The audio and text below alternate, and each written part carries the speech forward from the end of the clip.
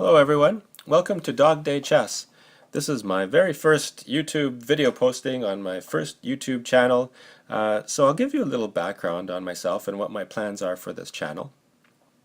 I'm an intermediate level chess player. My internet chess rating is around 1600, and like most players I know, I'm just trying to get better. I read books on chess, I do puzzles, drills, and I also attend a weekly group lesson, which is held in my neighborhood. And during the lesson, our instructor invites us to show the class anything interesting that happened in any of the games we played during the week. And I love this part of the class because it motivates me to look for instructional positions and combinations within my own games and research the related topics more deeply and then present them to the class as these 5-minute mini lessons. So I thought it'd be fun to record these lessons and post them on a YouTube channel. Because when I present a topic, I inevitably learn more about it, and I hope that you will learn more from watching the channel. So the content will be geared towards beginner and intermediate players. For example, in the game that I'll go over today, well, it had a couple of forks, and so it'll be a good example, a good introduction to forks, which is a very basic topic, very important, very basic. But in future episodes, I intend to cover a variety of different topics, some more advanced topics anyway, such as mating patterns, stalemate, the opposition in endgames, and as well as some of the more exciting attacking patterns like windmills and Greek gift sacrifice. I actually look forward to doing those ones. But let's get to today's game. And this ended up being a very short game, so I will play it through from beginning to end. And I'm playing white, and I start with e4. Black answers with e5, and bring my knight out attacking the pawn, and brings his knight out defending the black pawn. This is all very standard, and then I bring my bishop to b5, and this opening is called the Ruy-Lopez opening. Okay, black answers in a very standard fashion. He's with his knight out here, he's attacking this pawn. Now, in the past, I used to answer this move by bringing my knight out to c3 to defend that pawn.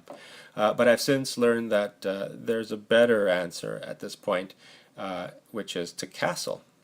And that's exactly what I do. And I think this is the first game I played where I changed, where I castled instead of bringing the knight out. And the reason for that is that if black should capture that pawn, there are ways that white can win it back, or at least win back sufficient compensation for it. So in this game, black does capture the pawn, so I answer back by pushing my d pawn to d4. So I've got two of my pieces attacking that one pawn. Now you can see that he also has two of his pieces attacking my pawn. But if he uses this pawn to capture it, then he's going to leave himself open to a pin when I can bring my rook out to e1, pinning the knight to the king, and then eventually win the knight. So he shouldn't do that, and he doesn't do that. Instead, he decides to bring his queen out to add another defender to that pawn. Okay, so I add another attacker to the pawn, sort of by x-ray, by bringing my rook out here, and now he's got to move this knight to a safe place because it's being attacked. So he moves his knight back there, which it turns out is not really a safe place, because if two pieces are on the same rank with the space separating them, then they're vulnerable to being forked by a pawn, provided that you can get a pawn to that forking square, which is the case with me here.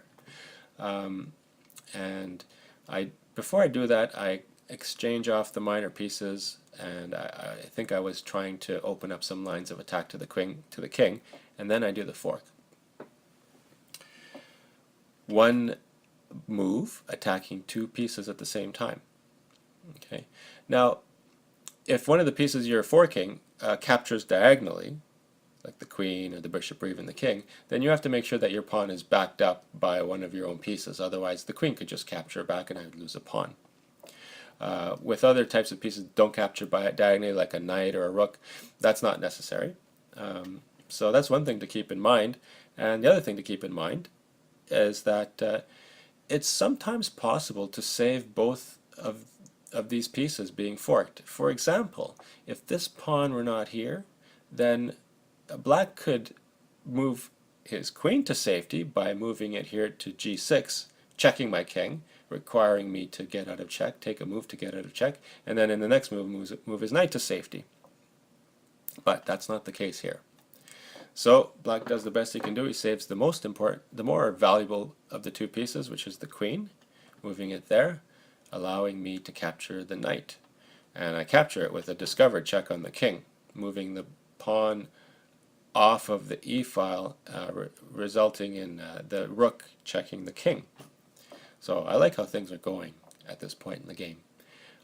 He moves his king up here, and I'm try to continue my attack and continue improving the position of my pieces, bringing my knight up with check. Moves the king back here. And I thought about this next move for a little while, and I played it. It was bishop to g5. Okay. Now on the surface this may look like a mistake, because for one thing, talking about forks and pieces being separated by one square on the same rank, he could just block the check and fork my knight and my bishop. But I could answer that by bringing my knight over to f7. That would be forking the king and the rook, and eventually I would bring the rook for the bishop, and I would be able to bring my knight back out safely by virtue of these other pieces that are can penetrate into this open file.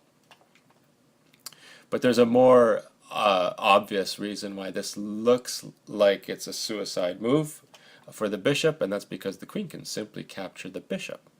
Okay, but there's a big problem if black's queen captures the bishop, because there's something I can do afterwards that will put black in big trouble. So if you want to take a moment to pause the video and see if you can find what that is, please do so. Okay, so in the game, black actually does capture the bishop, so we'll see exactly what happens here. So from this position now, what I can do, talking about forks, is I can move my knight here, and now this one knight is forking three black pieces: the king, the queen, and the rook. It's a family fork. Okay, so black is in check. He's got to get out of check. So at this point I've got a choice between the queen and the rook. Of course I take the queen, and at this point black resigned. So a couple of good forks in this game made the game rather short, but I hope it was instructional for those of you who are just learning the basics of the game. Thank you, and I hope to see you next time.